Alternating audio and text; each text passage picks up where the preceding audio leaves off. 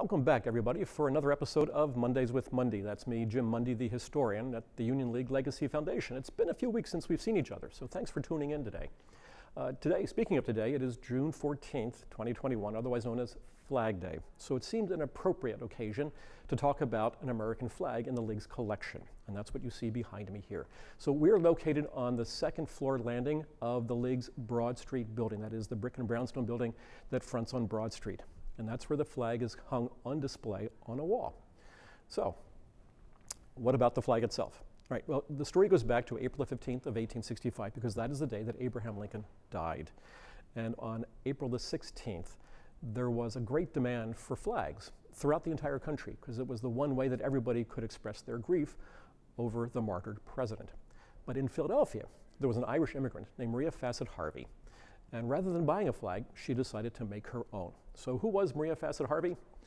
She was an Irish immigrant, a famine immigrant. She was born in Ireland in May of 1838. We don't know what county, but she immigrated in 1850, we believe, with her family, with her parents and two of her siblings who arrived in Philadelphia. As a teenager, Maria became a seamstress, and that makes sense because Philadelphia, after all, was the world's largest textile manufacturing city, and so why not? And something else about that, though, a lot of that work was done in homes, known as piecework. And so Maria was used to sewing things in her own house. Now at this point, her house is at 713 South 11th Street between Bainbridge and Fitzwater Streets on the east side. Now the house is no longer there. It's been replaced many, many years ago. But that was where the Harvey family lived.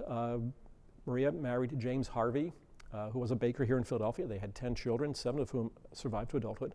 So that was the Harvey residence when Abraham Lincoln died in 1865. So Lincoln's body arrived on the funeral train on Saturday, April the 22nd, with this great parade throughout Center City, Philadelphia. The train station was at Broad in Washington, so the parade went north on Broad, went left on Walnut Street, took a right on 23rd, then took another right on Vine Street, all the way down to Front, made another right on Front, and then a right on Walnut Street, and ended behind, or on the south side of Independence Hall. So the parade was seen by hundreds of thousands of Philadelphians at that point in time. And the city, as you can imagine, I mean, every square inch was covered with an American flag.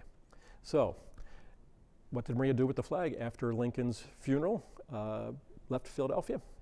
She kept hanging it out of her window every time an American president died. And if you can see the flag, especially in the bottom, you can see it has stains on it, it has holes, it has patches, and you can see them down at the bottom, and one particularly bright one right here, all right? And all of this is hand-stitched, with one exception, and we'll get to that in just a minute, okay?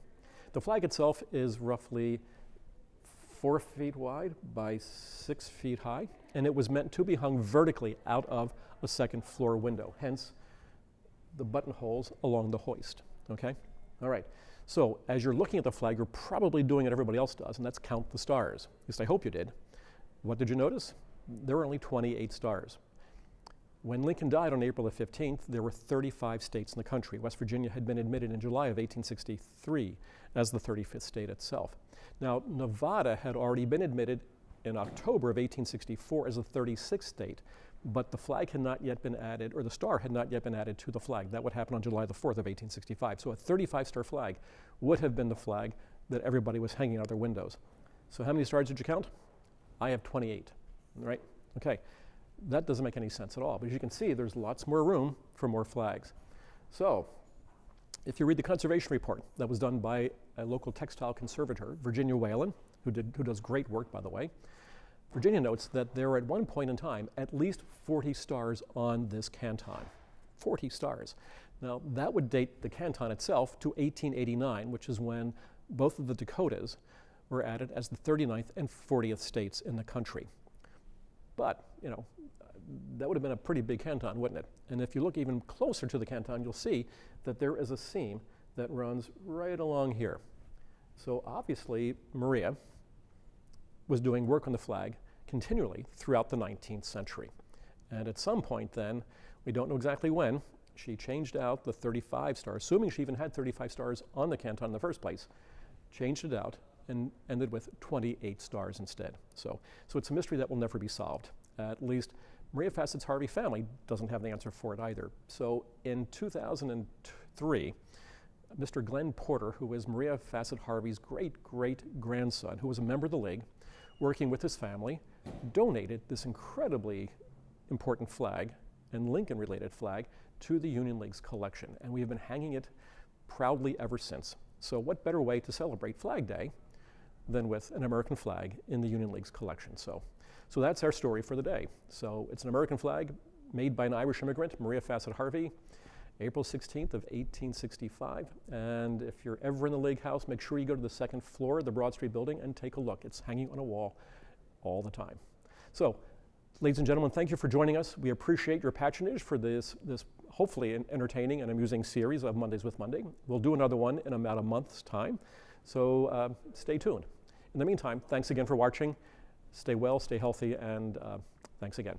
Bye now.